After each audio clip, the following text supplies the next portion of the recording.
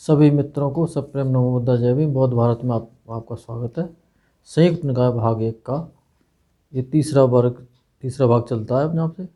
खंजनीय वर्ग असाद सुत्त।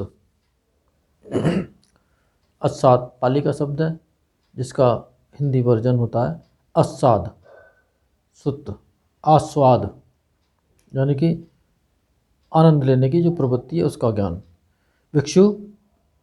भिक्षुओं अविद्वान पृथक जन। श्रावस्ती की घटना है।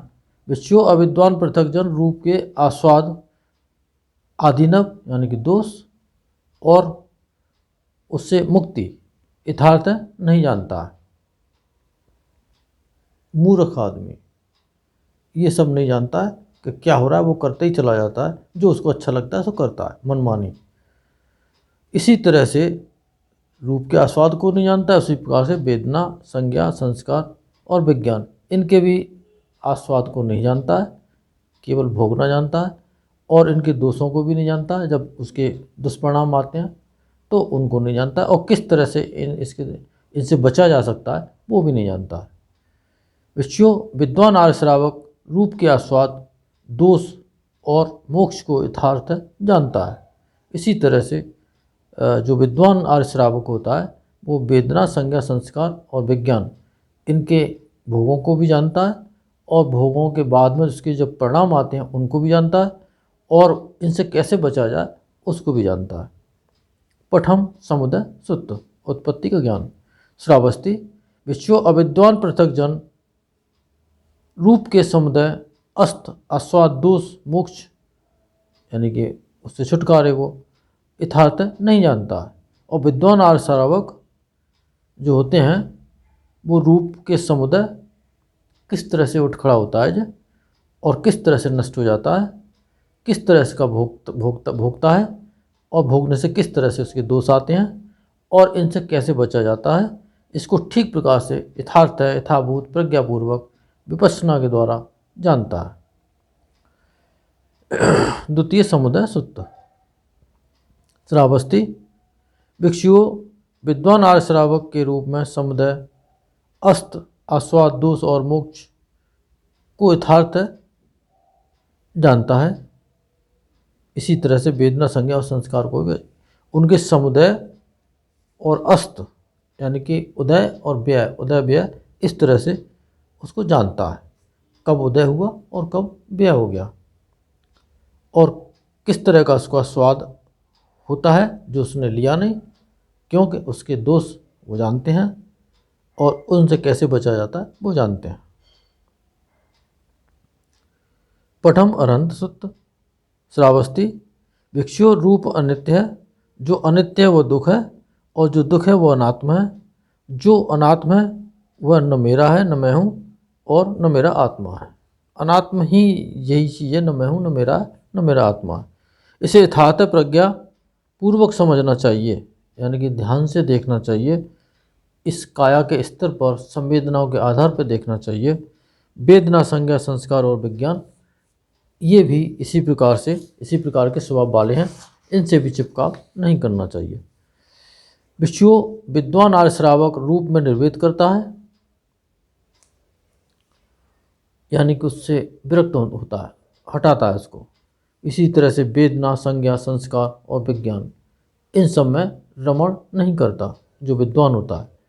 निर्वेद से विरक्त हो जाता है, विराग से विमुक्त हो जाता है, विमुक्त हो जाने से विमुक्त हो गया ऐसा जान लेता है, जाति क्षीण हुई यह जान लेता है, अब और कुछ करने को बाकी नहीं बचा, जो करना था तो कर लिया यह भी जान लेता है। भिक्षुओं जितने सत्वाभास भवाग्र हैं उनमें अरहंती सर्वश्रेष्ठ और सर्वाग्र हैं। सत्वाभास जहाँ जहाँ पर प्राणी रहते हैं, इस पूरे यूनिवर्स में, इस पूरे सौर मंडल में जहाँ जहाँ प्राणी रहते हैं वो आवागमन के फेर में हैं।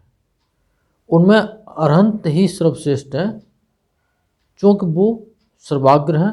अब वो आने आवागमन से छूट गए होते हैं, इसीलिए वो श्रेष्ठ माने जाते हैं। अरहंत बड़े सुखी हैं, उन्हें तृष्णा नहीं। तृष्णा न किसी को न हो तो सुखी होगा ही होगा, तो दुख तो तृष्णा की वजह से ही होता है। अस्मिमान समुच्छिन्न हो गया, मोहजाल कट गया है, शांत परमार्थ प्राप्त, ब्रह्मभूत अनाश्रव बिना मैल के, लोक में अनुपलिप्त स्वच्छ चित्त वाले, 5 स्कंदों को जान 7 धर्मों में विचरण करने वाले, प्रशंसनीय सत्पुरुष, बुद्ध के प्यारे पुत्र, 7 रत्नों से संपन्न, 3 शिक्षाओं में शिक्षित महावीर विचरते हैं, जिनके भय वैरव प्रहीण हो गए होते हैं। 10 अंगों से संपन्न महाभाग समाहित, ये लोक में श्रेष्ठ हैं, उन्हें तृष्णा नहीं है, अध्यक्ष पद प्राप्त, अब उनको शिक्षा की जरूरत नहीं रह गई है, अध्यक्ष पद प्राप्त, अंतिम जन्म वाले, ब्रह्मचर्य का जो सार है उन्हें अपना लेने वाले, द्वैत और अकंपित पुनर्भव से विमुक्त, दांत भूमि को प्राप्त, वे लोक में विजयी हैं, ऊपर नीचे टेढ़े कहीं भी उन्हें आसक्ति नहीं है, वे सिंहनाद करते हैं, लोक के अनुत्तर बुद्ध। इस तरह के उनके गुण होते हैं बुद्धों के। द्वितीय अनंत सूत्र। श्रावस्ती, भिक्षुओं, रूप अनित्य है, जो अनित्य है वह दुख है, जो दुख है वो अनात्मा है, और जो अनात्मा है वो न मेरा है, न मैं हूँ, न मेरी आत्मा है। इसे यथार्थ प्रज्ञापूर्वक देख लेना चाहिए।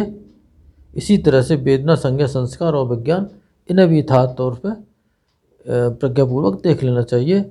भिक्षुओं, विद्वान आर्य श्रावक इसे देख रूप में निर्वेद करता है, उसको भोगता नहीं है। इसी तरह से वेदना, संज्ञा, संस्कार और विज्ञान में निर्वेद करता है, इन्हें नहीं भोगता। निर्वेद करते हुए विरक्त हो जाता है, इसीलिए वो छूट जाता है, क्योंकि भोगना जब बंद करता है तो छूट जाता है। विरक्त हो, विमुक्त हो जाता है, विमुक्त हो गया ऐसा जान लेता है, जाति क्षीण हुई जान लेता है। भिक्षुओं, जितने सत्वावास भवाग्र हैं उनमें अरहंत ही सबसे श्रेष्ठ हैं और सर्वाग्र हैं। पठम सिंह सुत्त। श्रावस्ती, भिक्षुओं, मृगराज सिंह सांझ को अपनी माद से निकलता है, माद से निकलकर जमाई लेता है, जमाई लेकर अपने चारों ओर देखता है, अपने चारों ओर देखकर 3 बार गर्जना करता है, 3 बार गर्जना कर शिकार के लिए निकल जाता है। भिक्षुओं, जितने जानवर सिंह की गर्जना सुनते हैं सभी भय, संवेग और संत्रांश को प्राप्त होते हैं। बिल में रहने वाले अपने बिल में घुस जाते हैं, जल में रहने वाले जल में बैठ जाते हैं, जंगल और झाड़ में रहने वाले जंगल झाड़ में बैठ जाते हैं, पक्षी आकाश में उड़ जाते हैं। भिक्षुओं, राजा के हाथी जो गांव, कस्बे या राजधानी में बंधे रहते हैं वे भी अपने दृढ़ बंधन को तोड़ ताड़ डर से पेशाब पखाना करते जिधर तिधर भाग खड़े होते हैं। इतनी भयभीत सिंहनाद से होती है। भिक्षुओं, जानवरों में मृगराज सिंह का ऐसा तेज और प्रताप है। भिक्षुओं, इसी तरह अरहंत, सम्यक संबुद्ध, विद्याचरण संपन्न, सुगत, लोकविद पुरुषों के दमन करने वाले सारथी के समान देवता और मनुष्यों के गुरु भगवान बुद्ध लोक में जन्म लेकर धर्म का उपदेश करते हैं। यह रूप है, यह रूप का समुदाय है, यह रूप का अस्त हो जाना है, यह वेदना, संज्ञा, संस्कार और विज्ञान है और इनका अस्त हो जाना है। भिक्षुओं, जो दीर्घायु, वर्णवान, सुख संपन्न और उधर के विमानों में चिरकाल तक बने रहने वाले देव हैं, वे भी बुद्ध के धर्मोपदेश सुनकर भय को प्राप्त होते हैं। अरे, हम अनित्य होते हुए भी अपने को नित्य समझे बैठे थे। अरे, हम अध्रुव होते हुए भी अपने को ध्रुव समझे बैठे थे। अरे हम अशाश्वत होते हुए भी अपने को शाश्वत समझे बैठे थे। अरे हम अनित्य अध्रुव अशाश्वत हो सत्काय के घोर अविद्या मोह में पड़े थे। सत्काय के घोर अविद्या, सत्काय एक धारणा होती है, बुरी धारणा, मिथ्या धारणा, वो सत्काय दृष्टि होती है, उसके अविद्या मोह में पड़े हुए थे। विष्णु देवताओं के साथ इस लोक में बुद्ध ऐसे तेजस्वी और प्रतापी हैं। भगवान यह बोले कहकर बुद्ध फिर भी बोले, जब बुद्ध अपने ज्ञान बल से धम्मचक्र का प्रवर्तन करते हैं, देवताओं के साथ इस लोक के सर्वश्रेष्ठ गुरु सत्काय का निरोध और सत्काय की उत्पत्ति और आर्य अष्टांगिक मार्ग दुखों को शांत करने वाला जो भी दीर्घायु देव हैं, बलवान यशस्वी, वे डर जाते हैं जैसे सिंह से दूसरे जानवर, जो क्योंकि वे सत्काय के फेर में पड़े हैं। अरे हम अनित्य हैं, वैसे विमुक्त अरहंत के उपदेश को सुनकर। द्वितीय सिंह सुत। श्रावस्ती, भिक्षुओं जो श्रमण या ब्राह्मण अपने अनेक पूर्व जन्मों को बातें याद करते हैं, वे सभी 5 उपादान स्कंदों को या उनमें किसी एक को याद करते हैं। भूतकाल में मैं ऐसा रूप वाला था। यह याद करते हुए भिक्षुओं वह रूप को ही याद करता है। भूतकाल में मैं ऐसा वेदना वाला था। यह याद करते हुए वह वेदना को याद करता है। जैसे अतीत काल में किसी व्यक्ति को बहुत बड़ी कोई एक्सीडेंट हुआ हो, चोट लगी हो, तब वो संवेदनाओं को याद करता है कि बड़ा तकलीफ हुई थी उस समय, इस तरह से। या अपने सौंदर्य को कभी उसके प्रति मोह मोहित हो जाता है तो उसको याद करता है, तो वो रूप की बात होती है। इसी तरह से ऐसी संज्ञा वाला, ऐसे संस्कार वाला, ऐसा विज्ञान वाला, इस तरह से अतीत काल को याद करता है एक को लेकर के। भिक्षु रूप क्यों कहा जाता है? भिक्षु क्योंकि यह प्रभावित होता है, इसी से रूप कहा जाता है। किससे प्रभावित होता है? शीत से प्रभावित होता है, उष्ण से प्रभावित होता है, भूख से प्रभावित होता है, प्यास से प्रभावित होता है, डंस, मच्छर, हवा, धूप तथा कीड़े मकोड़े के स्पर्श से प्रभावित होता है। विषयों क्योंकि यह प्रभावित होता है, इसी से रूप कहा जाता है।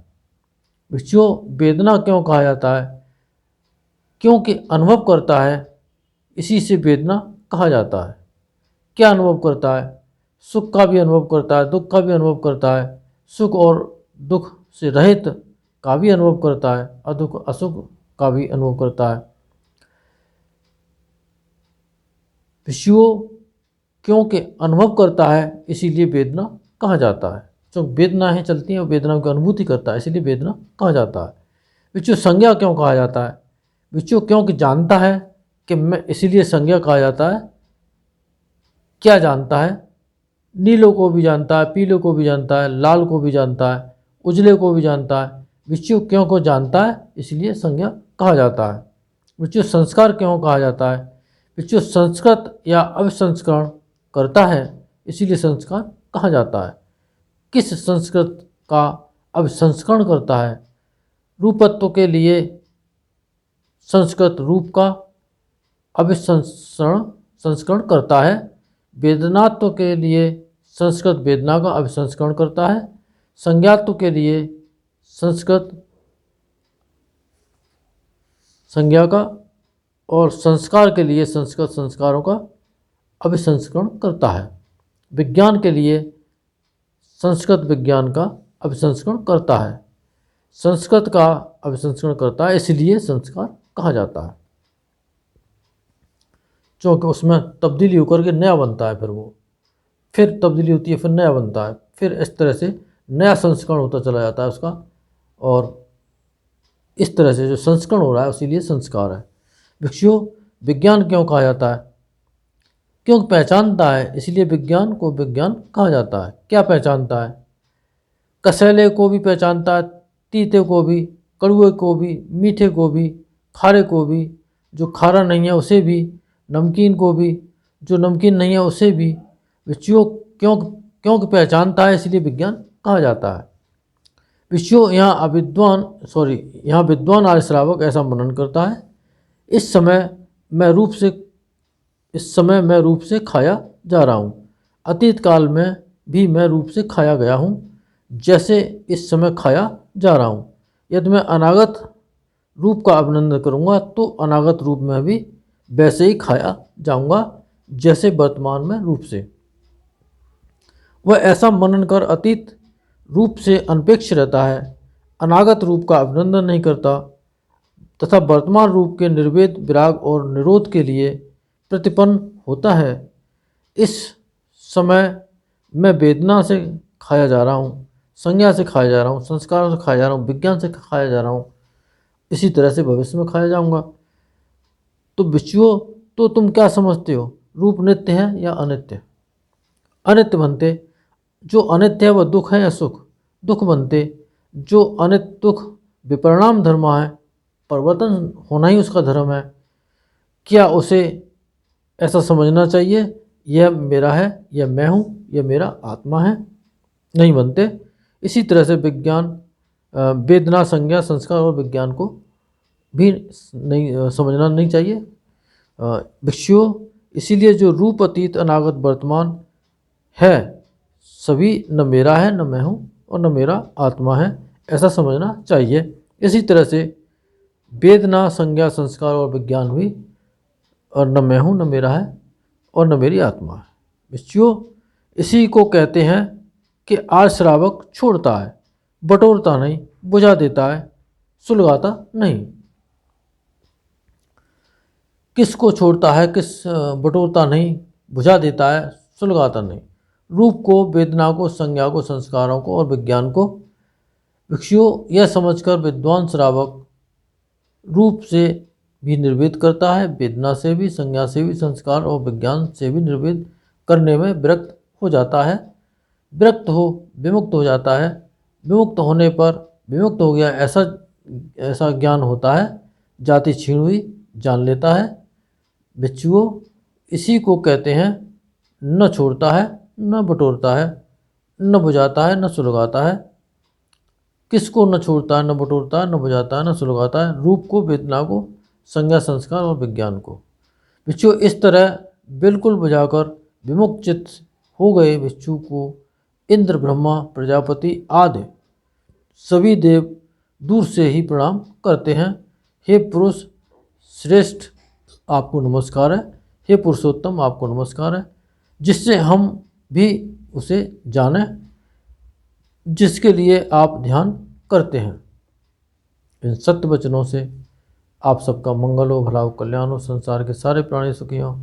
साधु साधु साधु।